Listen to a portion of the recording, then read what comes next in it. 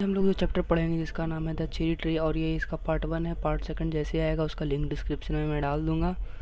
तो चलिए शुरू करते हैं। इस चैप्टर में हमें राकेश के बारे में पढ़ना है, और इसमें अलग अलग कैरेक्टर भी हैं। जैसे राकेश है, उनके ग्रैंडफादर हैं, और ये स्टोरी चेरी ट्री के अराउंड रिवॉल्व करती है। तो स्टार्ट करते हैं। राकेश जो एक छोटा लड़का है, वो अपने ग्रैंडफादर के साथ लिटिल कॉटेज हिमालयन फुटहिल की तरफ रहता था। वो अपने पेरेंट्स के पास नहीं रहता था, क्योंकि वहाँ स्कूल नहीं था और वो 50 मील दूर था यहाँ से। तो वो अपने ग्रैंडफादर के साथ मसूरी आया और मसूरी में रहता है। तो ये कहानी है जब वो 7 साल का था। जब वो 7 साल का था तो वो एक चेरी खाते खाते मसूरी बाज़ार से अपने घर की तरफ जा रहा था। चेरी का टेस्ट थोड़ा स्वीट और मीठा और खट्टा था। उसका लुक ब्राइट रेड था।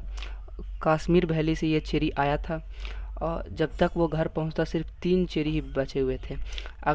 इसके अगले पैराग्राफ में हमें राकेश और उनके ग्रैंडफादर के बीच में कन्वर्सेशन को दिखाया जाता है। राकेश घर पहुंचता है, घर में देखता है कि उनके दादाजी गार्डन में हैं। वो गार्डन में जाता है और दादाजी से पूछता है कि आप चेरी खाएंगे। तो उसमें से एक चेरी उनके दादाजी रख लेते हैं और 2 चेरी को राकेश खा जाता है। फिर उस चेरी को जब तक चेरी के बीज को जब तक अपने मुंह में रखता है, जब तक वो टैंग यानी कड़वा टेस्ट नहीं करने लगता है।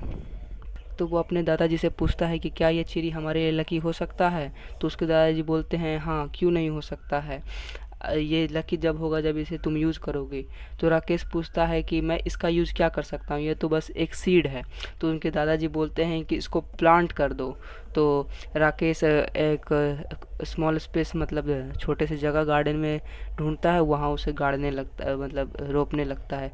तो उनके दादाजी बोलते हैं कि मेरे हिसाब से ये सही जगह नहीं है। तो वो राकेश एक गार्डन का कॉर्नर ढूंढता है और वहाँ उस प्लांट को रोप देता है। के बाद वो इस चेरी ट्री के बाद भूल के अपना क्रिकेट खेलने चला जाता है।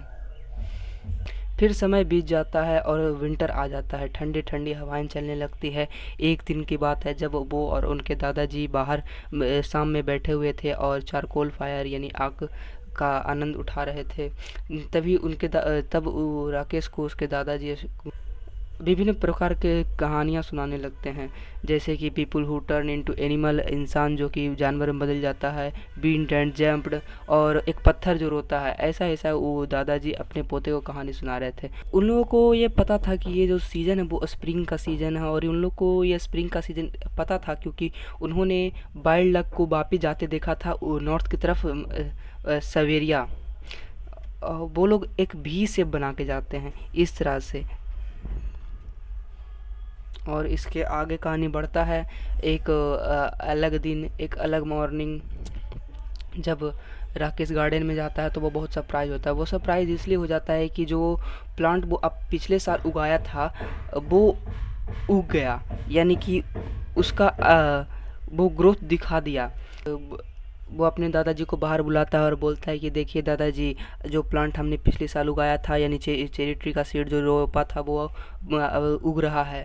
तो वो दोनों मिलके उसे टीनी ट्री को देखने लगे, और दादाजी ने बोला कि इसे पानी तुम क्यों नहीं देते। तो वो अंदर से कैन में जाके पानी लेके आया, यानी राकेश अंदर से जाके कैन में पानी लेके आया और फिर पानी पटाया प्लांट में।